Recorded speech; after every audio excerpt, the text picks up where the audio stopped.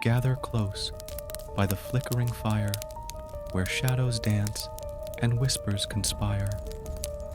It's time for a tale of dread and delight, where fear takes flight in the heart of the night. I got lost hiking and stumbled upon an old red brick home. A disheveled family emerged, their eyes wild, clutching knives. Fear surged through me.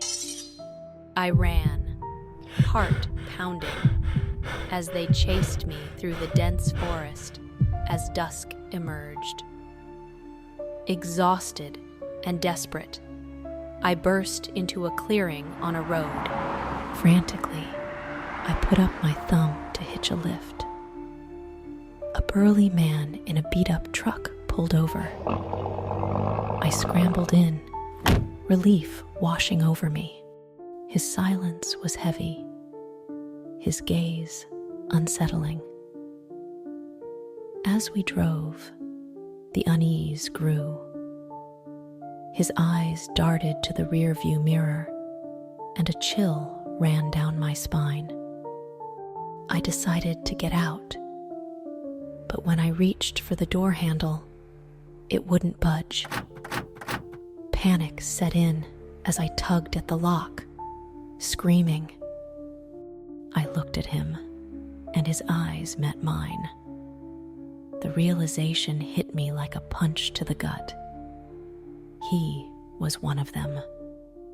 The truck veered off the main road, heading back towards the red brick house.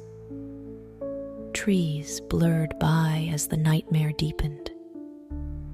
The shadows reaching out, my escape was slipping away. I screamed for help, but the forest swallowed my cries. Heart raced as the truck sped on the twisted road labyrinth. Dread filled me as the house loomed closer. I could see the family waiting, wild eyes gleaming with sinister intent. Their faces twisted in the growing darkness, transforming into grotesque masks of madness. I struggled against the locked door, hoping for a miracle. The truck slowed, and I knew my time was running out. The air grew thick.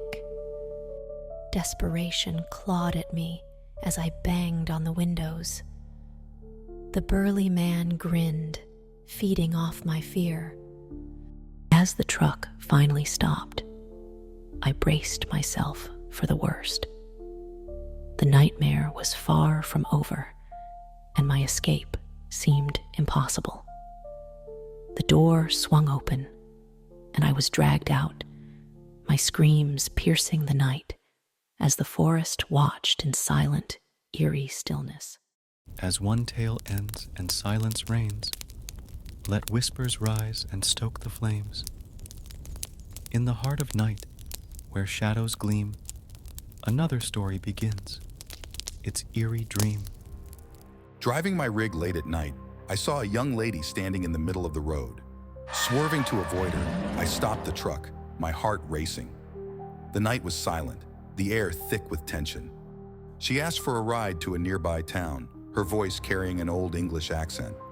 Something felt off, eerie suspense filling the air as I agreed. She climbed in, and we set off into darkness. As we drove, an unsettling feeling crept over me. The radio played old songs, crackling with static, while she remained silent, her eyes fixed ahead. Her presence felt out of place, almost otherworldly. The hairs on my neck stood up. Her words were bizarre. She spoke of cobblestone streets and gas lamps, adding to the strangeness of the encounter. My grip on the steering wheel tightened, my unease growing with each word. Mid-ride, I glanced to her. She vanished. Panic surged through me, my hands trembling. I stopped the truck frantically. I called out into the night, but there was no response, only the whisper of the wind. I found no trace of her. Shaken, I kept driving until I reached the town she mentioned, a deep darkness pressing in on all sides. At the town's edge, I saw an old burned sign with the lady's name on it. Dread battled as I asked a local about her. His face turned pale, eyes wide with fear. He told me she had died on that road years ago, a tragic accident. Her spirit still wandered, seeking a way home. Realization dawned with cold dread. I had encountered her restless spirit, a chilling reminder of the mysteries on lonely roads. As I drove away, old songs on the radio and her ghostly presence haunted my thoughts. The boundaries between the living and the dead blurred. The night stretched on, filled with shadows and whispers, haunted by the ghost of a girl lost. In the heart of night, where shadows gleam, another story begins. It's Eerie Dream. Driving my rig late one night, I spotted a frantic woman by the roadside. Her desperate eyes pleaded as she begged me to take her to the next town, to escape a killer. She seemed harmless, so I agreed. As we drove, she grew increasingly tense, her eyes darting to the shadows, muttering incoherently.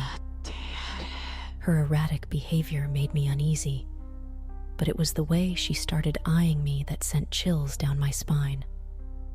"You look like him," she whispered, her voice a trembling whisper. My heart raced. The tension in the truck was palpable, her wild accusations growing more frenzied by the minute. And then, a terrifying realization hit me. She wasn't fleeing from a killer.